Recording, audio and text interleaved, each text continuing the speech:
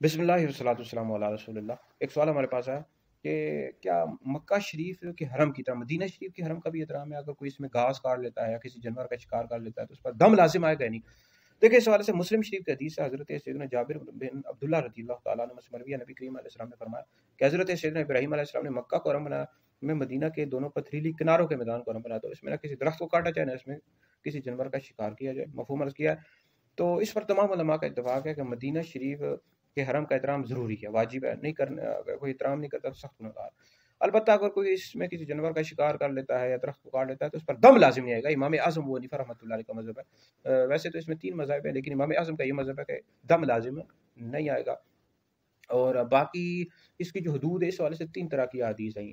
اب مدینہ شریف میں 2 طرح کی زمینیں تھیں، ایک مشرق کی جانب اور دوسری مغرب کی جانب۔ بہرحال حدود جتنی بھی ہوں مدینہ شریف کی، تو اس کا جو احترام ہے، مدینہ شریف کا حرم ہے، اس کا احترام لازمی ہے، ضروری ہے۔ اور نبی کریم علیہ الصلوۃ والسلام نے اس وجہ سے منع کیا تاکہ مدینہ شریف کی جو زینت ہے یہ برقرار ہے، اس کا احترام باقی رہے، اس میں درخت کو کسی کو نہ کاٹا جائے اور اس میں گھاس کو نہ کاٹا جائے، نہ کسی جانور کا شکار کیا جائے۔ حضور علیہ الصلوۃ والسلام نے اس وجہ سے منع کیا ہے، زینت برقرار ہے۔ تو بہرحال مستحب یہ ہے کہ آپ کسی جانور کا شکار بھی نہ کریں اور درخت کو بھی نہ کاٹیں۔ بہرحال اگر کسی نے کاٹ لیا تو دم لازم نہیں آئے گا۔